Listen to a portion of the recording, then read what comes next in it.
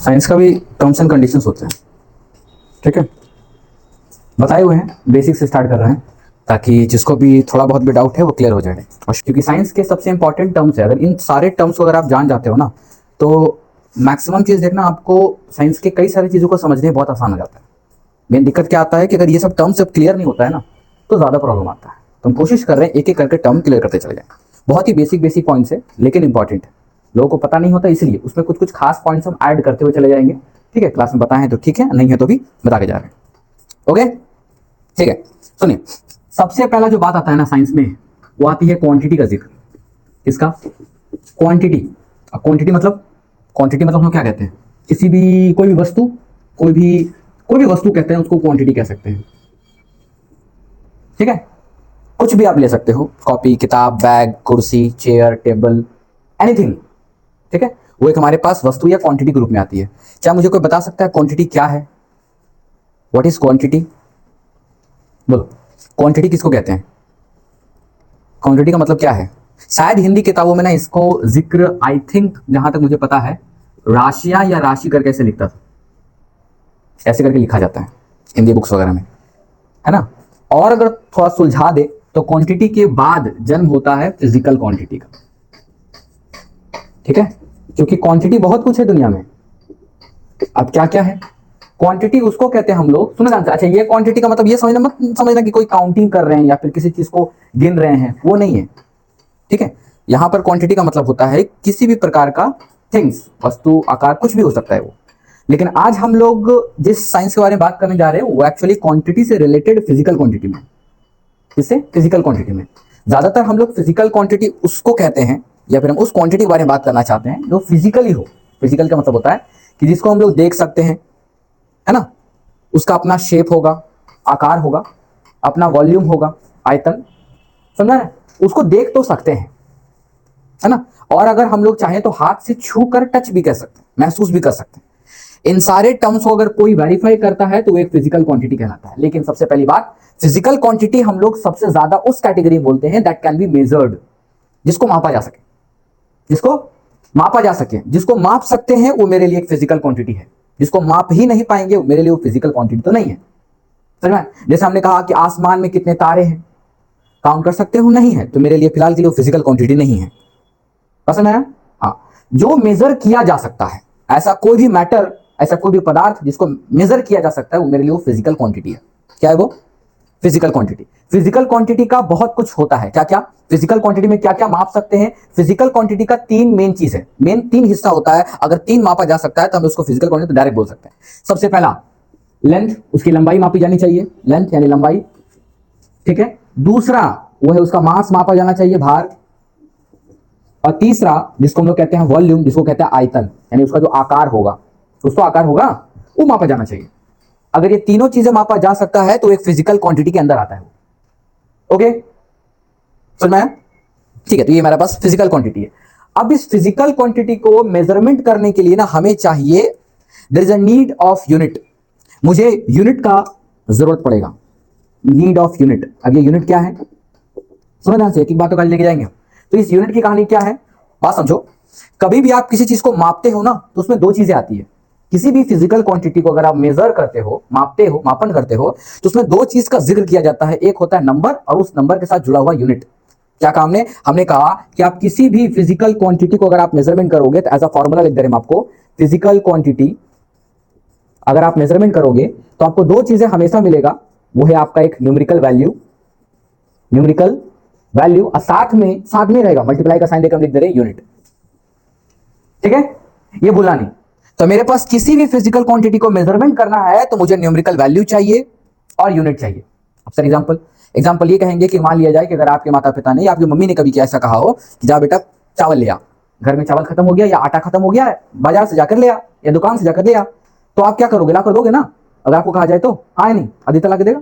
ठीक है, तो मान लीजिए कि घर से बोला गया, ठीक है, जैसे मान लो कि हम, मान लो पल भर के लिए आप मुझे मान लो कि हम आपके घर का गार्जियन, मान लो पल भर के लिए, और एज अ गार्जियन हम आपको हुक्म दे रहे हैं कि जाइए जाकर आटा ले आइए, तो आप क्या कीजिएगा?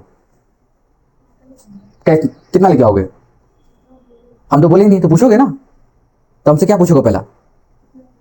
कितना? अच्छा, किलो क्यों पूछे आप? किलो के अलावा कुछ और क्यों नहीं पूछे?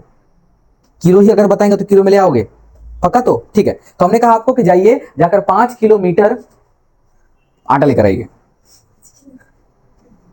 किलो है आपका, किलो हमने मेंशन किया है, 5 किलोमीटर आटा लेकर आइए। आप लेकर आओगे क्यों? हमें क्या पता, आपने जैसा सवाल के मुझसे जवाब दिए। नहीं बोलो, ला पाओगे? नहीं, तो एक्चुअली क्या बोलना चाहिए हमें? ग्राम, यानी ग्राम जोड़ा ना आपने, 5 किलो ग्राम जोड़ा आपने। ये ग्राम क्यों जोड़ा? क्यों जोड़ा? हाँ, किलो लीटर भी बोल सकते थे, नहीं कुछ और भी कह सकते थे, बट हमने मीटर या लीटर नहीं कहे कि अगर ग्राम कहते हैं तो आटा लाया जा सकता है, क्योंकि आटा को हम लोग भार यानी मास मेजर कर रहे हैं, उसका वजन माप रहे हैं, है कि नहीं है?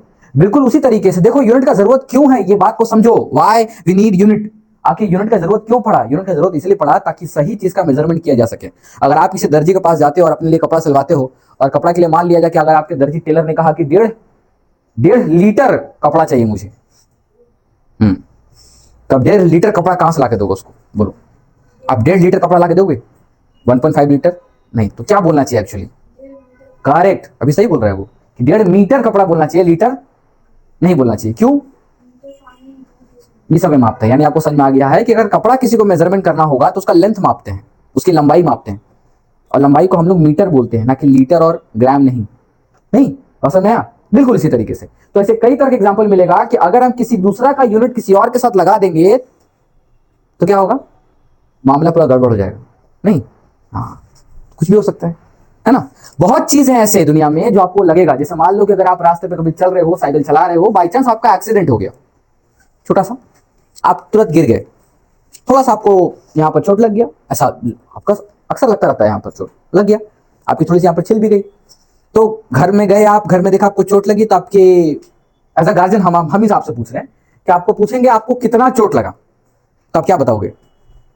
2 बोरा चोट लगा। हाँ क्या बोलोगे? 2 बोरा चोट लगा, तो क्या कहोगे? बोलो, तो थोड़ा सा कितना? 2 चम्मच? कैसे मेजर करोगे? 2 चम्मच चोट लगी है मुझे आज, ऐसे मेजर करोगे? तो कैसे करोगे? ध्यान रहे, मेजरमेंट एक्चुअली है क्या? एक तरीके का जब मापन कहते हैं ना, हम लोग किसी चीज को मापते हैं ना, तो वो मेजरमेंट कहलाता है। लेकिन किसी भी चीजों का मापन या परिमाण यानी मेजरमेंट करना, एक्चुअली हम लोग कंपेयर करते हैं, एक सब्सटेंस से किसी दूसरे सब्सटेंस को कंपेयर करते हैं, एक पदार्थ से किसी दूसरे पदार्थ को हम लोग तुलना करते हैं। ये तुलना करने के बाद ही हम लोग उस चीज का एक्यूरेट मतलब उसको माप सकते हैं। तो मेजरमेंट के लिए भी हमारे पास जीवन में तरह तरह के स्केल होते हैं, पैरामीटर होता है ना? इसीलिए हम हमेशा सिखाते हैं आपको कि जीवन में ये चीज कईयों से पूछा जाता है, बोला जाता है कि 1 + 1 कितना होता है? बोलो कितना होता है राजेश्वर? 2 होता है। कई लोग जवाब ही देते 2 होता है, लेकिन सच्चाई ये है कि इस दुनिया में 1 + 1 कुछ भी नहीं होता है। There is nothing, 1 + 1 is nothing, कुछ नहीं होता। सच है ये। 1 + 1 अगर हमारे जीवन में कुछ है ही नहीं है, तो 1 + 1 हम लोग जो बोलते हैं कि सर 2 होता है, जैसे राजेश्वर ने कहा, ये 2 कहां से आया? बोलो, प्लस करने से। आपको पता कैसे चला 1 + 1 2 ही होता है? दुनिया में सच यही है कि 1 + 1 कुछ नहीं होता। कुछ लोग बोलेंगे 1 1 11 होता है, 1 1 1 भी होता है, 1 1 2 भी होता है, बहुत कुछ कहानियां हैं, लेकिन सच यही है कि 1 + 1 इस दुनिया में तो कुछ नहीं होता। तो फिर ये कहां से आया? इस चीज का क्या हुआ, कैसे हुआ? अगेन बात कर रहे हैं मेजरमेंट की ही। 1 + 1 हम लोग 2 तभी बोलते हैं जब जीवन में बचपन से हमारे दिमाग में एक स्केल बैठाया गया है। जी हाँ, एक स्केल बैठाया गया आपके दिमाग में, एक ऐसा स्केल आपके दिमाग में बैठा दिया गया है, उसको पैरामीटर कह सकते हैं या स्केल कह सकते हैं। और ये स्केल के अकॉर्डिंग 1 + 1 2 होता है, 1 × 1 1 होता है, 1 / 1 फिर भी 1 होता है, एंड 1 - 1 0 होता है। समझे? अगर ये स्केल आपके दिमाग से हम डिलीट कर दें, यानी सपोज कि 1 के बाद 2, 2 के बाद 3, 3 के बाद 4, जो आपको बचपन से रटाया जाता है, समझाया जाता है, इस चीज को अगर दिमाग से हम डिलीट कर दें ऑटोमेटिक, तो अब आपसे पूछा जाए, आपको कुछ नहीं आता भी, प्लस माइनस कुछ नहीं, 1 1 कुछ भी नहीं आता, 1 के बाद 2, 2 के बाद 3, सब कुछ गिनती कुछ नहीं, आपके दिमाग से डिलीट कर दिया गया। और अभी आपसे पूछा गया कि 1 + 1 कितना होता है, तो आपका जवाब क्या होगा? नथिंग, कुछ नहीं होता है। होता है? नहीं। तो जीवन में एक बात हमेशा ध्यान रखना, मेजरमेंट के इस पहलू से इस बात को समझो कि जीवन में आप जितना भी चीज सीखते हो ना, किसी न किसी पैरामीटर से सीखते हो, किसी न किसी स्केल के जरिए सीखते हो। ये स्केल आपके जीवन में तरह तरह के होंगे। जैसे कोई डॉक्टर अगर आपके लिए प्रिस्क्रिप्शन में आपके लिए दवाई लिखता है, जब वो बीमार पड़ते हो तो उसको पता होता है कि कौन सी बीमारी के लिए कौन सा दवाई है, क्योंकि उसने डॉक्टरी का स्केल पढ़ा है। समझे? कोई अगर लॉयर अगर किसी केस को लड़ता है तो उसको पता है कि कौन सी गलती के लिए कौन सा एक्ट, कौन सी कानून लागू होता है, क्योंकि उसने लॉयर का स्केल पढ़ा है, लॉयर का पैरामीटर पढ़ा है। समझ आ रहा है? जीवन में हर चीज जब सीखते हैं ना तो हर चीज का पैरामीटर होता है, स्केल। तो हम लोग जीवन में करते क्या है, शिक्षा में क्या करते हैं, शिक्षा में सिर्फ इसी स्केल या इसी पैरामीटर को सीखते हैं। यह स्केल तरह तरह का हो सकता है। इसे कुछ समय पहले जब हम लोग यूनिट कन्वर्जन सीख रहे थे तो वहां भी तो आपके दिमाग में एक स्केल ही बैठाया था हमने, कि एक स्केल के जरिए हमने सीखा था किलो, हेक्टर, डेका, नहीं, जीरो ऊपर या फिर डेसी, फिर सेंटी, मिली सीखा था। वो स्केल ही तो था, वो पैरामीटर ही तो था, आगे नहीं। अगर ये पैरामीटर नहीं रहेगा तो दुनिया में कोई चीज एग्जिस्ट नहीं कर पाएगा। यानी जीवन में हर चीज का एक पैरामीटर है, हर चीज का एक स्केल है। हमें बस उस स्केल को जानना है, उसे सीखना है, और हमारा सिलेबस खत्म हो जाता है, हमारी टॉपिक खत्म हो जाती है, लगता है जिम्मेदारी खत्म हो गई। समझे क्या करें? तो हर चीज का एक स्केल है। तो मेजरमेंट इसलिए जरूरी है क्योंकि हम लोग किसी ना किसी चीज को तुलना करते हैं किसी स्केल के जरिए। हर चीज का हमारे पास स्केल होता, अगर ये स्केल नहीं होता तो तुलना नहीं कर पाते। बस समझ आ रहा है? तो फिजिकल क्वांटिटी एक्चुअली यही है कि किसी चीज से हम लोग तुलना करते हैं, कंपेयर कर रहे हैं, वो एक पैरामीटर के अकॉर्डिंग। बुद्धि में गया? क्या कह रहे हैं? अब उसको मापने के लिए, इस स्केल को समझने के लिए हमें सिंबल चाहिए। इस स्केल को सही तरीके से और एक्यूरेट समझने के लिए हमें यूनिट का जरूरत पड़ेगा, नंबर का जरूरत पड़ेगा ना। तब जाकर हम लोग कहते हैं कि फिजिकल क्वांटिटी का एक फॉर्मूला होता है, ऐसा फॉर्मूला घोषित कर देता है, लेकिन एक्चुअली है नहीं। हम लोग वही बोलते हैं फिजिकल क्वांटिटी क्या है, कि किसी भी चीज जिसको माप सकते हैं हम लोग, मेजरमेंट कर सकते हैं, उसके पास अपना न्यूमेरिकल वैल्यू होगा और साथ में यूनिट होगा, तो मतलब वो एक फिजिकल क्वांटिटी है। ओके, तो हमने कहा कि आदित्य को कहा गया कि आटा खरीद के लाने के लिए, नहीं, आटा खरीद के लाने के लिए कहा गया, तो क्या कहा गया उसमें? कहा गया कि 5 kg 5 किलोग्राम आटा खरीद के लाओ। तो ये जो 5 है ना, ये 5 है वो न्यूमेरिकल वैल्यू, और जो किलोग्राम है ना वो है यूनिट। तो ये आटा जो है वो क्या बन गया? Physical quantity. इसी को हिंदी वाले लोग उसको भौतिक राशि भी कहते हैं। क्या कहते हैं? भौतिक राशि कहते हैं। तो ध्यान से सीखते चले जाने की बात को। तो तुम क्या है फिजिकल क्वांटिटी, क्या है भौतिक राशि, समझ में आया? ठीक है, वहां से ये समझ में आ गया कि न्यूमेरिकल वैल्यू होना चाहिए और सही यूनिट होना चाहिए, सही यूनिट होना चाहिए, तभी आप किसी चीज को माप सकते हो, अनलेस नहीं माप पाओगे। ओके, क्या लगता है आपको, यूनिट सिर्फ यूनिट बोलने से होता है? नहीं, यूनिट के कई तरीके का टाइप्स हैं। यूनिट कई हिस्से में बटा हुआ है। ब्रिटिश के लिए अलग, जी हाँ, ब्रिटिश के लिए अलग, हमारे लिए अलग, इंटरनेशनल कौन सा है हम लोग इसको फॉलो करें, सबके लिए अलग अलग चीजें हैं। तो उसके बारे में थोड़ा थोड़ा सा हम लोग को जानना पड़ेगा। किसको मैट्रिक सिस्टम बोलते हैं, किसको फ्रेंच सिस्टम कहते हैं, फ्रेंच में भी अलग है। मेनली यूनिट को हम लोग, अगर यूनिट को समझोगे ना, तो मेनली इसको 3 कैटेगरी में हम लोग डिवाइड करते हैं। कितने? 3 कैटेगरी में। लेकिन हाँ, उससे पहले हम आपको और थोड़ा सा क्लियर करते हैं, एक काम करते हैं, ये तो हम लोग सिस्टम ऑफ यूनिट में अभी घुस जाएंगे, ठीक है, ये सिस्टम ऑफ यूनिट का हिस्सा होगा, लेकिन एक्चुअली हम आपको पहले समझा दें थोड़ा सा सिर्फ यूनिट के बारे में। ओके, यहां पर आ रहे हैं और पहले हम ये समझा रहे हैं कि यूनिट को ऊपरी भाव से, ये अंदर से देखेंगे तो ऐसा मिलेगा, लेकिन ऊपर से देखने में हमें 2 बात दिखती है। एक ऐसा यूनिट जो किसी चीज पर डिपेंडेंट है, और एक ऐसा यूनिट जो किसी भी चीज पर डिपेंडेंट नहीं है, मतलब वो खुद इंडिपेंडेंट है। समझ में आया? क्या कह रहे हैं? समाज में भी आपको 2 तरह के इंसान मिलेंगे, ऊपर से देखने में 2 तरह के ही मिलेंगे, एक डिपेंडेंट और एक इंडिपेंडेंट। जीव जंतु में भी आपको 2 तरह से मिलेगा, ठीक है, एक जो अपना खाना खुद बनाता है और एक जो दूसरा का खाना चुरा लेता है। समझ में आया? हम लोग किस कैटेगरी में आते हैं? जो दूसरा खाना हड़प लेते हैं। हम लोग अपना खाना बनाते नहीं है, पकाते हैं, है कि नहीं? बनाते हैं? नहीं बनाते हैं, पकाते हैं हम लोग। खैर, तो ये बता रहे, अगर यूनिट्स को ऊपर से देखा जाएगा तो यूनिट की सबसे मेजर कैटेगरी जो हमको मिलती है, उसमें से जो पहला नाम आता हुआ था फंडामेंटल यूनिट। नाम सुना होगा आप लोगों ने, सुने? Fundamental unit. फंडामेंटल को हिंदी में क्या कहते हैं, कोई बता सकता है? कोई भी? फंडामेंटल को क्या बोलते हैं? मुझे भी याद नहीं आ रहा ठीक से हिंदी में क्या कहते हैं। हिंदी में एग्जैक्टली शायद मेरे हिसाब से मौलिक इकाई कहते हैं, शायद, जहां तक मुझे याद है, हमारे बोलने के बाद याद आता है। हाँ, मौलिक इकाई कहते हैं शायद, जहां तक मुझे याद है, तो कह रहे हैं हम मौलिक इकाई कहते हैं। तो कहते हैं इंसानों में मिली आपको 2 कैटेगरी मस्ट दिखता है, वो है एक कितने स्त्री हैं कितने पुरुष हैं। अब कई लोग कुछ और भी सोचेंगे, बट अब इतना नहीं जानना है, ठीक है। तो फंडामेंटल यूनिट का मीन ये है कि ये डिपेंडेंट नहीं होता है, डिपेंडेंट। दूसरा आएगा डेराइव यूनिट। दूसरा क्या आएगा? Derived unit. अब ये डेराइव्ड यूनिट क्या कहानी समझो पहले ध्यान से। फंडामेंटल यूनिट हम लोग उसको कहते हैं जो किसी ना किसी पर डिपेंडेंट होती है, डेराइव उसको कहते हैं जो किसी पर डिपेंडेंट नहीं होती है। सर मतलब समझ में नहीं आया, मतलब समझाते हैं। जीवन में सुनो ध्यान से, इस पूरी ब्रह्मांड, इस पूरी पृथ्वी पर जो सबसे पहला जीवन जन्म लिया होगा ना, वो इंडिपेंडेंट था। और हम लोग उसके वंशज बनते जा रहे हैं, हम लोग डिपेंडेंट हैं। समझ नहीं समझे?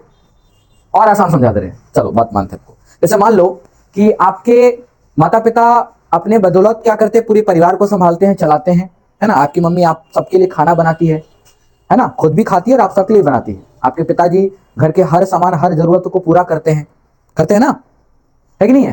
बिल्कुल है। तो ये तो माता पिता कर रहे हैं आपके लिए, लेकिन आप अभी क्या परिवार चला पा रहे हो? नहीं। आप खाना खाने के लिए डिपेंडेंट हो, किस पे? माता पिता पर। बस सही है। लेकिन आपके माता पिता किसी और पर भी डिपेंडेंट नहीं है कि हाँ कि वो मुझे खाना ला कर देगा, नहीं, क्योंकि उनको पता है कि मेहनत करेंगे तो खाना खा लेंगे, मेहनत करेंगे तो घर में 2 रोटी की कमी नहीं होगी। समझ में आ रहा है? तो यही बात बता रहे हैं आपको, यानी कि इंडिपेंडेंट की कहानी आती है और डिपेंडेंट की कहानी आती है। तो समझ में आ रहा है? जैसे मान लो कि हम इस टॉपिक को सिखा रहे हैं क्योंकि मुझे आता है, तो हम इस टॉपिक के लिए इंडिपेंडेंट है। लेकिन आप लोग इसमें से टॉपिक में अगर दिक्कत है तो आप लोग मुझ पर डिपेंडेंट हो। समझ में आ रहा है? बस यही कहानी है।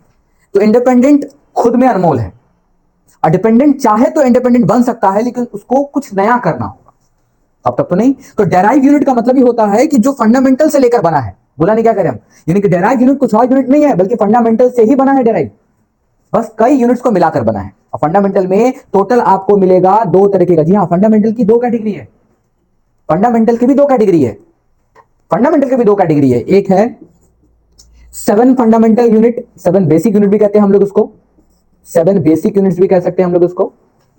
और एक कहते हैं 2 फंडामेंटल कॉम्प्लीमेंट्री यूनिट। तो आपको मिलेगा 7 बेसिक यानी 7 फंडामेंटल यूनिट और 2 फंडामेंटल कॉम्प्लीमेंट्री यूनिट। ये दोनों को मिला करके पूरा फंडामेंटल तैयार होता है, कंप्लीट फंडामेंटल यूनिट के 2 टुकड़े किए। ओके, हम आगे को बढ़ते धीरे धीरे क्या करते हैं इसमें, लेकिन अभी यहां तक जानने के बाद अब इसमें आ जाओ। इसे यूनिट को भीतर से समझने के लिए, ऊपर से देखने के लिए हमने ये सब देखा। किसी इंसान को ऊपर से देखेंगे तो यही पता चलता है कि या तो वो मेल है या तो फीमेल है ना, या तो वो स्त्री में आएगी या तो पुरुष में। लेकिन जब हम लोग भीतर जाएंगे तब समझ आएगा कि वो अच्छा है, बुरा है, कैसा सोचता है, पढ़ा लिखा है, गोरा है, काला है, नाटा है, लंबा है, मोटा है, कैसा है वो, ये सब सोचते हैं भीतर जाने के बाद। समझे? तो फिर पढ़ा लिखा है, अनपढ़ है, किस ओहदे पर है, गरीब है, अमीर है, छोटा जाति का, ऊंचा जाति का है, किस कास्ट का है, कौन सा धर्म का है, इतनी सारी कैटेगरी भीतर जाने के बाद पता चलता है, ऊपर से तो नहीं है कि नहीं? यही बात समझा रहे हैं आपको। तो अभी हम ये कह रहे हैं कि आप थोड़ा सा भीतर जा रहे हैं, तो यूनिट, तब हम बोल रहे हैं सिस्टम ऑफ यूनिट, यानी इस यूनिट के पूरे सिस्टम को समझने के लिए इसमें आपको 3 बातें सीखना है, बस 3 बातें अगर आपको पता चल जाएगा तो सिस्टम ऑफ यूनिट क्या ये आपको पता चल जाएगा। कैसे? इसमें से हम आपको नाम लेना चाहेंगे फ्रेंच यूनिट का। क्या आप लोग फ्रेंच सिस्टम जानते हो? नहीं जानते हो? सुनते जाओ। एक है आपका फ्रेंच सिस्टम, क्या ये? French system. दूसरा है आपके पास जिसको कहते हैं ब्रिटिश सिस्टम, ब्रिटिश सिस्टम। और तीसरा है आपके पास में मैट्रिक सिस्टम। 3 नाम भूलना नहीं, ऑल्टरनेट नाम बताते हैं। इस सिस्टम के अंदर में, फ्रेंच सिस्टम के अंदर में जो आता है ना, हम लोग उसी को सीजीएस यूनिट कहते हैं। बस हाँ सर, आप थोड़ा सा जाना पहचाना से लग रहा है कि ये फ्रेंच सिस्टम कुछ और नहीं है बल्कि सीजीएस यूनिट है। क्या ये? जिसमें से सी का मतलब सेंटी, सी का मतलब करेक्ट, जी का मतलब ग्राम, और एस का मतलब सेकंड। और ब्रिटिश सिस्टम में जब बात करते हैं ब्रिटिश सिस्टम का ना, तो ब्रिटिश सिस्टम को हम लोग कहते हैं एफपीएस सिस्टम। क्या कहते हैं? एफपीएस यूनिट कह लो आप, एफपीएस यूनिट, एफपीएस यूनिट कहते हैं। जिसमें से एफ का मतलब क्या होता है? फुट या फीट, दोनों हो सकता है। क्यों? फुट सिंगुलर है और फीट प्लूरल है। बोला नहीं? फुट सिंगुलर है और फीट प्लूरल है। एक फुट होता है लेकिन 2 फुट नहीं बोलते हैं उसको, 2 फीट बोलते हैं। बट कॉमन लैंग्वेज में लोग सिंगुलर प्लूरल को ध्यान ना रखते हुए 6 फुट का है, 7 फुट का है, वो फीट होगा, लेकिन दोनों चलता है, जो जैसा रगड़ के बोल दे चलता है। अब पी मतलब बोलो, पी मतलब पाउंड कहते हैं। एग्जैक्टली क्या मुझे कोई बता सकता है पाउंड क्या है? बोलो, बता सकते हो पाउंड क्या है? हम आपको समझाते हैं, टेंशन मत लो। पहले भी समझिए कि P for pound, P for pound. इसका अपना एक सिंबल भी है जिसको हम लोग एल बी लिखते हैं। है ना? हाँ, ओके। और एस मतलब सेकेंड, नो डाउट, एस मतलब second. And very very important, matric system जिसको कहते हैं उसको हम लोग कहते हैं, मैट्रिक सिस्टम के अंदर जो आता है वो आता है एमकेएस यूनिट। क्या आता है? एमकेएस यूनिट आता है। क्या नाम है? MKS unit. और इस एमकेएस यूनिट के अंदर में एम का मतलब होता है मीटर। कौन होता है? मीटर होता है, ठीक है। और के मतलब होता है किलो ग्राम, नॉट सिर्फ किलो, किलोग्राम यानी केजी। और एस मतलब होता है सेकेंड। बुझ गया क्या कह रहे हैं? अब बात को समझो कि आखिर ये तीन वर्ड सब में है, तीनों वर्ड में हमने ये सीखा, लेकिन यही क्यों है? अब इस बात को समझो, ध्यान रखना। पता है जब भी यूनिट के बारे में बात करते हैं ना, तो जब भी किसी फिजिकल क्वांटिटी के बारे में बात करते हैं, तो किसी भी फिजिकल क्वांटिटी को जब मेजरमेंट करते हैं तो उसकी तीन बातों को विशेष रूप से ध्यान देते हैं। तीन फंडामेंटल यूनिट मेन माना जाता है, बाकी बाद में डेराइव हुआ था। सबसे पहली बार किसी ने देखकर तीन चीजों का ही डिस्कशन किया था। उसमें से पहला था, अभी बोल कर गए, लेंथ यानी लंबाई का जिक्र, जिसको हम लोग एल से रिप्रेजेंट करते हैं, और जिसका यूनिट मीटर होता है। क्या होता है? कई यूनिट होता है, बता देंगे क्या क्या है नहीं है। लेंथ को यानी क्या क्या तीन बातें मेजरमेंट करते वो बता रहे। फिजिकल क्वांटिटी में तीन चीजों को बहुत ज्यादा मेजरमेंट हम लोग करते थे, ठीक है। दूसरा आता है उसका मास। मास को हम लोग भार कह सकते हैं, और इसका सिंबल हम लोग कैपिटल एम से लिखते हैं। ओके, क्या? एम से लिखते हैं। फिजिकल क्वांटिटी में तीन चीजें सबसे पहले देखा गया था, तो ये दो आ गया। और तीसरा आता है उसका वॉल्यूम। पहले भी जो जिसको देखा गया था वो था आपके लिए टाइम। तो तीसरा वॉल्यूम की जगह पर समय को पहले प्रायोरिटी दिया गया था, इसलिए इसको पहले ले रहे। अब फर्क देखो क्या कह रहे हैं। जिस सिस्टम ऑफ यूनिट को हमने सीखा, ये तीनों चीज इसी से जुड़ा हुआ है। क्यों ऐसा? गौर करोगे तो आपको लेंथ मेजरमेंट होना चाहिए, मास मेजरमेंट होना चाहिए, टाइम मेजरमेंट होना चाहिए। अगर तीनों को कंपेयर करोगे ना, तो गौर करके देखोगे, जो यहां से सी दिख रहा है ना, ये सी, ये सेंटी, ये कुछ और नहीं बताता, ये बताती है कि हम लेंथ को मेजरमेंट करते हैं, कैपिटल एल। और इसमें जो फुट आता है ना, ये भी आपको बताता है ब्रिटिश सिस्टम में कि हम भी लेंथ को मेजरमेंट करते हैं, बट अपने तरीके से, अपने यूनिट में। और इस मैट्रिक सिस्टम में भी जो मीटर आता है ना, ये भी लेंथ को ही मेजरमेंट करता है, बट अपने यूनिट से। फर्क यही है कि तीनों में ही लेंथ का मेजरमेंट हो रहा है, बट अपने अपने तरीके के यूनिट से। समझ गया? अब अगर दूसरा देखोगे तो लेंथ हो चुका है, दूसरा अब कौन आएगा उसके बाद? मास आएगा। अब अगर गौर से देखोगे तो ये ग्राम आपको बताएगा कि हम भार यानी मेजरमेंट करते हैं मास को। इसमें ब्रिटिश सिस्टम में भी जाओगे तो आपको ये दिखेगा कि पाउंड, पाउंड कुछ और नहीं है, बल्कि अपनी भाषा में, अपनी अपनी तरीके से वे भी मास को ही मेजरमेंट करती है। Pound is the measurement of mass. समझ गया? अब कई लोग ऐसा सोचेंगे कि सर पाउंड तो हमने सुना है, पैसों से भी पाउंड सुना है हमने। नहीं, ये मत जोड़ देना यहां पर हम लोग फिजिकल क्वांटिटी के बारे में बात कर रहे हैं। पाउंड एक करेंसी के रूप में किसी एक कंट्री का यूज किया जाता है, वो उसके करेंसी का नाम है। लेकिन हम लोग इस पाउंड के बारे में बात कर रहे हैं, वो है उसका वजन, उसका भार के बारे में बात कर रहे हैं, उसका मास के बारे में बात कर रहे हैं। तो यहां पर पाउंड एक मास को मेजरमेंट कर रहा है। किसको? मास को मेजरमेंट कर रहा है। और लास्ट वाला तो आपको सबको कॉमन दिख रहा है, कौन बचा? टाइम। तो टाइम तीनों में था ना, टाइम में तो सेम ही है, second, second and second, same है ना, सब सेम सेम। ओके, जैसे ना, तो बोला नहीं। इसीलिए हमने बताया कि जब भी हम लोग एक सिस्टम ऑफ यूनिट का समझते हैं, तो फिजिकल क्वांटिटी में तीन चीज का जिक्र सबसे ज्यादा करता है, लेंथ, मास और टाइम। ये तीन का रिलेशन लेकर ही आपको आगे चलकर डायमेंशन के बारे में पता चलेगा, तो भी इसी तीनों को लेना पड़ेगा, किसी और को नहीं, इसी तीनों को लेना पड़ेगा। MLT उस समय नाम देंगे हम, आगे बढ़ेंगे तो देखेंगे। अभी समझ आ रहा है क्या काम है? बुझ में गया?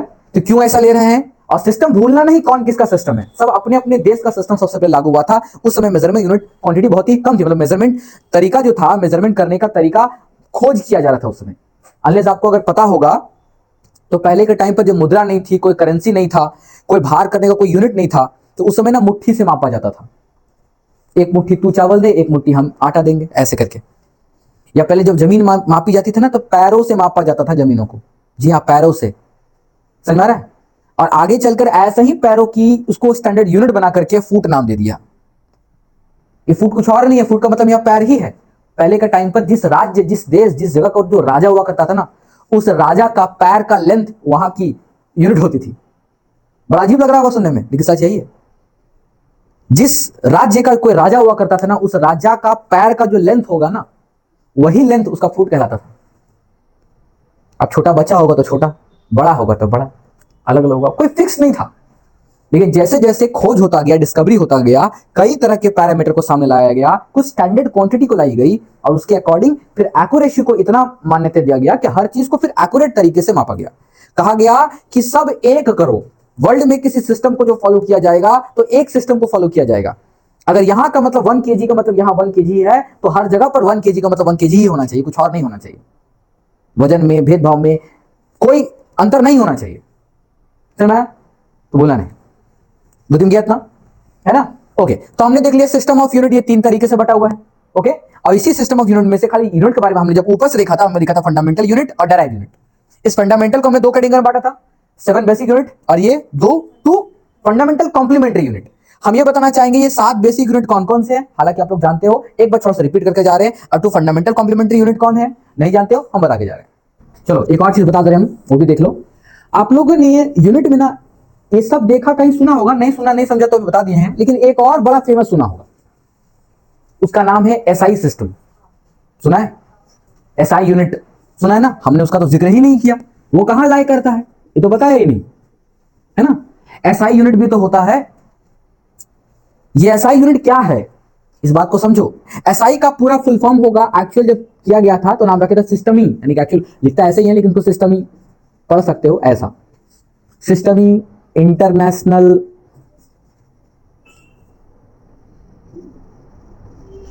जगह ही नहीं मिल रहा, इंटरनेशनली लिखा था, सिर्फ ऐसा नहीं, इंटरनेशनली लिखने का तरीका था ऐसा स्टार्टिंग में, और भी लिखा था डी यूनिट ऐसे। ये पूरा इसका फुल फॉर्म है एक्चुअल एसआई यूनिट का। लेकिन ये है क्या सर, समझना तो पड़ेगा ना। अब समझो, एक्चुअली पता है क्या है ये, समझा रहे आपको, सुनना ध्यान से एकदम। जो मैट्रिक सिस्टम था ना एमकेएस, जो मैट्रिक सिस्टम है एमकेएस, इस एमकेएस में ना कई सारे हिस्सों में एरर था, कई जगहों पर गलतियां हो रही थी, कई जगहों को मेजरमेंट नहीं कर पा रही थी, कुछ छूट रहा था। तो जैसे जैसे समय आगे बढ़ता गया तो आगे चलकर इसी मैट्रिक सिस्टम यानी इसी एमकेएस यूनिट को ही मॉडिफाई करके, डेराइव करके, मॉडिफाई करके नया वर्जन लॉन्च किया, उसका नाम था एसआई यूनिट। यानी एसआई कुछ और नहीं है बल्कि एमकेएस का ही लेटेस्ट वर्जन है जो आज भी चलता है। ओके, समझ में आ रहा है? तो बोला नहीं है, this is the modified version, हम यहां लिख दे रहे हैं, modified version of MKS. MKS को ही मॉडिफाई करके बनाया गया है। और देखो यहां पे डी यूनिट लिखा हुआ है ना, तो यहां डी और एपोस्ट्रोफ देने का मतलब भी तो डेराइव है, इसको निकाला गया है एमकेएस से। ओके, और इसको स्टैंडर्ड माना गया है। क्यों माना गया है? क्योंकि देखो यहाँ झगड़ा चल रहा था, एक बोल रहा था मैट्रिक सिस्टम को मानेंगे, यहाँ ब्रिटिश वाले बोले तो हम अपने एफपीएस को मानेंगे, और यहाँ ये फ्रेंच वाले बोले तो हम सीजीएस को मानेंगे। तो ना तुम्हारा सबको मिला जुला करके बढ़िया से निकाला एमकेएस ने, यहाँ निकाला मैट्रिक सिस्टम, निकाला मॉडिफाइड वर्जन एसआई। अब ये एसआई इसको सबको मानना होगा। आज पूरी वर्ल्ड में एसआई सिस्टम चलता है। ओके, तो ये पूरी दुनिया इस चीज को एक्सेप्ट करके रखी है, समझा? SI system. वो जो 7 फंडामेंटल यूनिट था, आप चाहो उसका हेडिंग दे दो फटाक से, है ना? उसमें से वो 3 तो पहले आ जाएगा जो हमने लिखा था। एक है उसका लेंथ, क्या ये लेंथ जिसको हम लोग कहते हैं लंबाई, है ना? और उसको किसे मापते हैं हम लोग? इसका सिंबल है एल, इसका सिंबल एल है, इसका सिंबल क्या है बोला नहीं, हम इसको हेडिंग भी दे रहे हैं आपको ताकि आसान हो जाए। सिंबल लिख दे रहे हैं हम लोग, यहां पर सिंबल का यूज करेंगे और यहां यूज करेंगे यूनिट में, किस यूनिट में मापते हैं। और उस यूनिट का भी 2 कैटेगरी में आप देंगे, एक सीजीएस के लिए और एक एसआई के लिए, बड़ा और छोटा यूनिट, ठीक है, ताकि क्लियर हो जाए। ओके, अब देखो लंबाई जो लेंथ है उसका सिंबल है, क्या सिंबल है बोलो लंबाई का? एल, क्या है? कैपिटल एल, ठीक है, कैपिटल एल है, ठीक है। ओके, तो capital L is the symbol for the length के लिए, किसके लिए ये? ठीक है, आगे बढ़ते हैं। इसका अगर हम लोग यूनिट देखा जाए तो यूनिट सीजीएस में क्या है, मापेंगे सेंटीमीटर में, और एसआई में मीटर में। मुझे क्या कह रहे हैं, सेंटीमीटर में या मीटर में। दूसरा जो फंडामेंटल यूनिट है वो हमारे पास आएगा मास, क्या आएगा? मास, जिसको हम लोग कहेंगे भार, मात्रा, जो भी कह सकते हैं। और इसका सिंबल है एम से दिखाते हैं। और इसका जो यूनिट है वो सीजीएस में आता है ग्राम, क्या आता है? जी फॉर ग्राम। और एसआई में किलोग्राम, एसआई में किलोग्राम। एसआई आप इस तरीके समझ के रखो कि एसआई एक बड़ी क्वांटिटी यूनिट है और सीजीएस एक छोटी क्वांटिटी यूनिट है। आप अगर कभी चावल लेने जाओगे या आटा लेने जाओगे तो आप किलोग्राम में लोगे, ग्राम में नहीं लोगे जल्दी, किलोग्राम में ही लोगे ज्यादातर, है ना? लेकिन अगर मान लो कि अगर आपको अपने घर के लिए इलायची लेने जाना है, गोल मिर्च लेने जाना है ना, है कि नहीं है, तो क्या उसको किलो में लोगे? उसको किस में लेते हैं? ग्राम में। यानी कि जहां पर मात्रा या क्वांटिटी ज्यादा होता है उसको किलोग्राम में मेजरमेंट करते हैं, और जहां पर मेजरमेंट हमारे पास छोटी चीजों के लिए करना है उसके लिए ग्राम। बुझ में गया? तो बस यही है, बड़ा होगा तो एसआई को मानेंगे और छोटा होगा तो सीजीएस को मानेंगे। बुझ में गया? बाकी दो हो चुका है, तीसरा क्या होगा जल्दी बोलो? टाइम। तीसरा क्या होगा? Time, correct. ठीक है, अब मुझे टाइम को अभी आदित्य बताएंगे कि टाइम का सिंबल क्या है, जल्दी बताओ। गुड, करेक्ट है। और टाइम को सीजीएस यूनिट में, सीजीएस का क्या यूनिट है टाइम का, और एसआई का क्या है, जल्दी बताएंगे। बोलो बोलो। टाइम को किस में मापते हैं? नहीं, ऐसा नहीं बोलना, आवर मिनट ये सब नहीं बोलना, घंटा मिनट है नहीं। ध्यान रखना, टाइम को हमेशा सेकंड में मापेंगे, always measure in a second. जब भी किसी फिजिकल क्वांटिटी में टाइम के बारे में बात करेंगे तो टाइम को हमेशा सेकंड में मापेंगे, चाहे वो सीजीएस यूनिट हो या फिर SI. Time always in seconds, seconds में ही होता है वो। बुझ गया? हाँ। अब सर क्यों होता है? क्योंकि सेकंड से छोटा कुछ नहीं होता है, और सेकंड को मेजरमेंट करना इजी होता है, और इतना समझना आसान होता है। अभी और मत समझो, ओके? आगे बढ़ते हैं। टाइम के बाद जो चौथा आएगा क्वांटिटी, चौथा क्वांटिटी हमारे लिए क्या होगा? चौथा क्वांटिटी होगा हमारे लिए, सपोज इट्स अ टेम्परेचर। क्या होगा? टेम्परेचर। टेम्परेचर का मतलब क्या होता है? तापमान। क्या होता है? तापमान, करेक्ट। और इसका सिंबल कौन सा? टी। टी तो दे दिए हैं। अभी यहां दिक्कत में फंसते हैं कि सर टाइम के लिए भी टी, टेम्परेचर के लिए भी टी, तब तो दिक्कत है जी। अब इस बात को देखो, ये कैपिटल टी का यूज करती है लेकिन टेम्परेचर स्मॉल टी का यूज करती है। बुझ गया? तो भूलना नहीं, तो कई लोग गड़बड़ा जाते हैं। चलिए अब हम बात करते हैं, सुनो ध्यान से, अब हम बात करते हैं किसके बारे में? अब हम बात करते हैं इसका एसआई और सीजीएस यूनिट क्या है। एसआई में तो सबसे आसान होता है, वो होता है केल्विन। क्या होता है? केल्विन, जिसको के से भी दिखाते हैं, स्मॉल के से। Kelvin is a symbol, kelvin उसका यूनिट है, एसआई यूनिट है। सीजीएस यूनिट क्या होगा फिर? हाँ कह सकते हैं, बिल्कुल कह सकते हैं, डिग्री सेंटीग्रेड या सेल्सियस हमें बोलते हैं, तो कह सकते हो डिग्री सेंटीग्रेड या डिग्री सेल्सियस। ओके, सीजीएस कह सकते हैं, मेनली केल्विन इज एसआई होता है। पांचवा क्वांटिटी, पांचवा क्वांटिटी क्या है बोलो? पांचवा क्वांटिटी क्या है? पांचवा क्वांटिटी वो है कि अगर आपके घर में कोई भी लाइट जलता है ना लाइट, या कभी देखना सन का जो लाइट होता है सबसे हाई पावर ऑफ इंटेंसिटी होती है उसके अंदर। Luminous intensity is the next part. Luminous intensity का मतलब क्या होता है? ल्यूमिनस का मतलब होता है चमकना, प्रकाश की रोशनी कितनी तीव्र है, कितनी तेज है। इस चीज को मापने के लिए हम लोग ल्यूमिनस इंटेंसिटी रखा है। क्या रखा है? ल्यूमिनस इंटेंसिटी रखा है। ये बात बोला नहीं, तो ल्यूमिनस इंटेंसिटी हमारे पास नेक्स्ट चीज है, नाम लिख दे रहे हम, ल्यूमिनस इंटेंसिटी। अच्छा, ल्यूमिनस इंटेंसिटी का जो सिंबल है ना उसको हम लोग डायरेक्ट नहीं लिखते हैं, ठीक है? आप चाहो तो शॉर्ट में ऐसे लिख सकते हो, एल करके, ल्यूमिनस इंटेंसिटी, ठीक है? लेकिन एक्चुअल इसका जो सिंबल है, हम लोग सीजीएस अभी जिक्र नहीं कर रहे हैं, सिर्फ और सिर्फ हम लोग उसके एसआई का जिक्र कर रहे हैं, क्योंकि अभी इसका आपका काम करनी है, सिर्फ हम इसका एसआई का जिक्र कर रहे हैं। तो ल्यूमिनस इंटेंसिटी को जिस यूनिट में मापा जाता है उसको हम लोग कहते हैं कैंडेला। क्या कहते हैं? कैंडेला।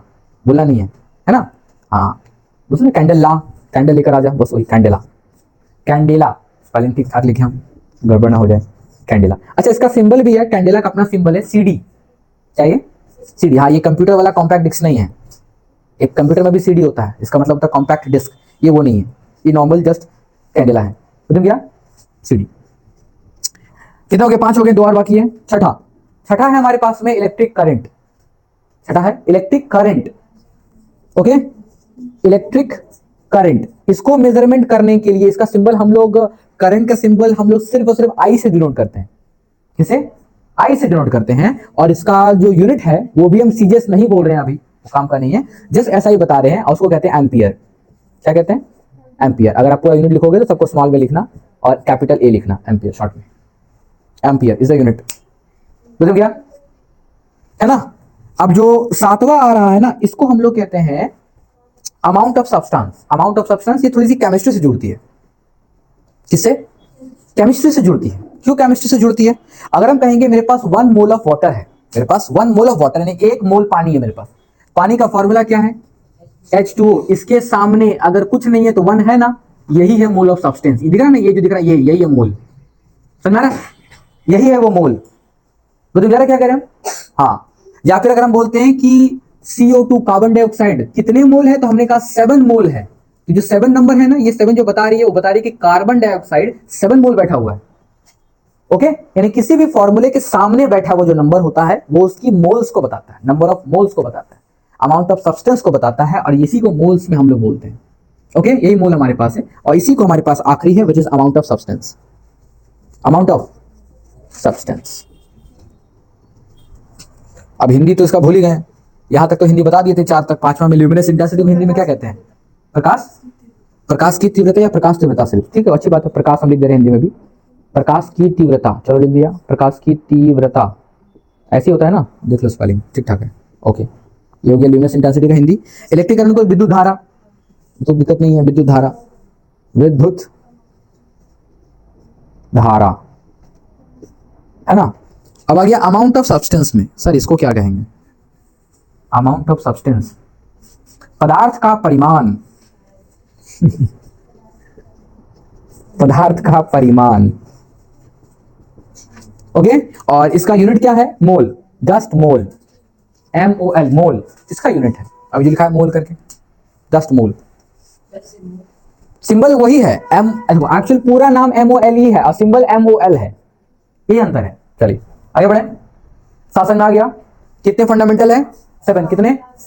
पहला कौन सा है? लेंथ, ठीक है, और दूसरा, और तीसरा, और चौथा, और पांचवा, छठा और सातवां, ठीक है, वेरी गुड। मास का यूनिट क्या है? यूनिट यहाँ ये सिंबल है, क्या है? किलोग्राम या फिर ग्राम, दोनों कह सकते हैं, है कि नहीं है? टेम्परेचर का क्या मिलेगा? डिग्री सेंटीग्रेड या फिर केल्विन, है ना, बोला नहीं सब चीज। लेंथ का सेंटीमीटर या मीटर। ओके, ठीक है, चलिए इतना हो गया। लास्ट अभी 2 बचा हुआ है ना, वो 2 fundamental complementary angle, complementary angle नहीं कहेंगे, कॉम्प्लीमेंट्री यूनिट कहेंगे, उसके अंदर एंगल आएगा, वो बताएंगे। चलिए यहाँ इसको लिखिए सब लोग, चलो ठीक है, मिटा रहे हैं। हाँ, 2 फंडामेंटल कॉम्प्लीमेंट्री यूनिट। ओके, क्या क्या है वो 2 समझ, देखो एक है आपके पास में, यहां देखो, एक है आपके पास में एंगल, क्या है? एंगल, और एक है आपके पास में सॉलिड एंगल। सॉलिड एंगल बहुत सॉलिड है। ओके, समटाइम्स इस एंगल को ना हम लोग प्लेन एंगल भी कहते हैं, प्लेन एंगल पूरा प्लेन है, ठीक है। तो ये 2 चीज आपको भूलना नहीं है, एक आपके पास में प्लेन एंगल और एक आपके पास में सॉलिड एंगल। ओके, समझ गया? अब सर दोनों में अंतर क्या है? दोनों में अंतर बस ऐसा है ना कि एक में 2D के बारे में बात करते हैं और एक में 3D के बारे में बात करते हैं। ये 2D को मेजरमेंट करती है और ये 3D को मेजरमेंट करती है, वो है एंगल को मापना, कोण को मापना, है ना। ज्योमेट्री पढ़ाया था कोण एंगल के बारे में, बस वैसे ही कोन्स को मापने के लिए ऐसा काम करता है। अब इसका यूनिट क्या है वो भी समझा दे रहे हैं। प्लेन एंगल को जिसमें मापते हैं ना उसको कहते हैं रेडियन। क्या कहते हैं? रेडियन। ये इसका सिंबल है, आप उसको पूरा लिखोगे तो फिर ऐसे लिखोगे रेडियन, और इसका ये सिंबल यानी यूनिट है, ये यही इसका यूनिट हो गया, यही इसका यूनिट है। इस यूनिट में इसको मेजरमेंट करते हैं। और सॉलिड एंगल का जो यूनिट है ना उसको हम लोग स्टे रेडियन कहते हैं। क्या कहते हैं? स्टे रेडियन कहते हैं, तो भूला नहीं है, ठीक है। अच्छा, इसको शॉर्ट में हम लोग RD लिखते ज्यादातर, RD, जस्ट RD। कुछ लोग RD भी लिखते हैं, RD भी लिखाता है, तो RD आपको पता होना चाहिए, इट इज रेडियन। और उसमें हम लोग यूज करेंगे स्टे रेडियन। कैसा? ऐसा, ST-RD which is stay radian.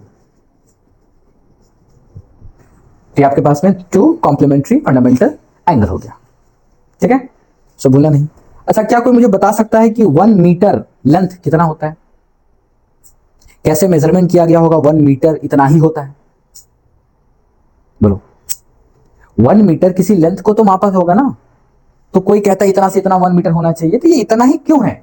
वो आया कहां से? कैसे निकाला ये लोग 1 मीटर का लेंथ? सवाल है ना। इसके पीछे की कहानी बहुत लंबी है, ठीक है। ये कहानी बहुत तरीके के एक्सपेरिमेंट से निकाला गया है और बार बार इसको समय रहते रहते इसको बार बार मॉडिफाई किया गया है, बहुत बार इसको मॉडिफाई किया है।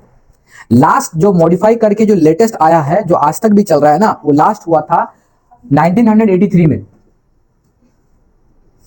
1983 में 1 मीटर को डिफाइन किया गया था, लास्ट लेटेस्ट एकदम, वो आज भी चलता है।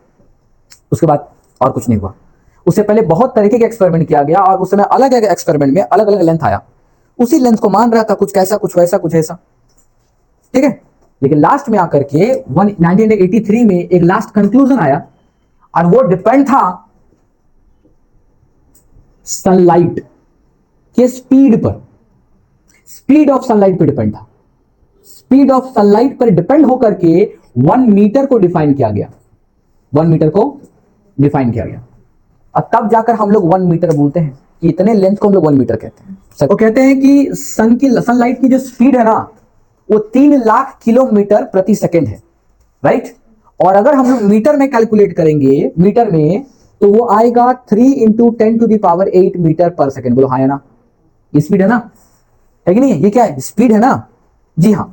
तो अगर हम आपको ये कहेंगे कि इतनी स्पीड है, इसका क्या मतलब है, इसका तात्पर्य क्या है? इसका तात्पर्य सर ये है, सुनो समझना। अगर हम कहेंगे कि अगर आप 10 किलोमीटर पर आवर की स्पीड से चल रहे हो, आपकी साइकिल 10 किलोमीटर प्रति घंटा की रफ्तार से चल रही है, इसका क्या मतलब हुआ? इसका यह मतलब हुआ कि 1 घंटा, कितना? 1 घंटा अगर आप इसी रफ्तार से चलोगे तो 10 किलोमीटर डिस्टेंस तय करोगे, आगे ना, 10 किलोमीटर आप 1 घंटा में तय करोगे। कितना? तो अगर हम कहेंगे कि 1 किलोमीटर कितना समय में तय करोगे, तो बोलेंगे 1/10 घंटा, आगे ना, बस सही है। अब खुद सोचो कि सनलाइट की स्पीड थी 3 × 10⁸ मीटर पर सेकेंड, है ना, लगभग 3 लाख किलोमीटर पर सेकेंड। हम मीटर में लेकर रखे हैं इसको, समझे? इतना मीटर पर सेकेंड मतलब होता है कि इतना डिस्टेंस, गौर करना, 3 × 10⁸ मीटर डिस्टेंस को सनलाइट 1 सेकेंड में ट्रेवल करती है। कितनी? 1 सेकेंड में ट्रेवल करती है, जैसे 1 सेकेंड, 1 सेकेंड में ट्रेवल करती है, बस है। हाँ, तो कहती है कि 1 मीटर कितना होगा, तो कहा जाता है कि सनलाइट जब 1 मीटर सनलाइट के रेस्पेक्ट में तब होगा जब वो 1/3 × 10⁸ मीटर डिस्टेंस इतने सेकेंड में, मतलब 1/this सेकेंड में ट्रैवल करेगी। आगे नहीं, क्या करें हम, यानी 1 मीटर डिस्टेंस 1/, नीचे डाल दिया इसको, इतने सेकेंड में ट्रैवल करेगी, जैसे यहां हमने किया था ना, इतना आधा समय में। तो वही कहती है कि अगर सनलाइट इतना सेकेंड तक ट्रैवल करे, जैसे इतना सेकेंड तक ट्रैवल करेगा, उतना डिस्टेंस को 1 मीटर कहेंगे। अब अनुमान लगाओ ये कितना होता है, ये खुद ही 3 लाख किलोमीटर, और 8 लगा तो बहुत ज्यादा हो गया है, करोड़ में पहुंच चुका है ना। अब इसको अगर डिवाइड मारेगा ना इससे, 1 का इतना टुकड़ा करेंगे तो सोचो कितनी छोटी सेकेंड्स आएगी, अनुमान लगा रहे हो? तो बहुत ही कैलकुलेशन करने के बाद इस 1 मीटर को फाइनली डिसाइड किया गया कि 1 मीटर सनलाइट के स्पीड पर डिपेंड करेगी। और हम लोगों ने ये कैलकुलेट कर लिया था कि सनलाइट की स्पीड कितनी थी, तो हमने देखा कि इतना है, इतना स्पीड है, तो उसी से रेफरेंस के रूप में निकालकर कहा कि इतना सेकंड में डिवाइड करेंगे तो 1 मीटर लेंथ आएगी। तब से लेकर आज तक मानते आ रहे हैं। ओके,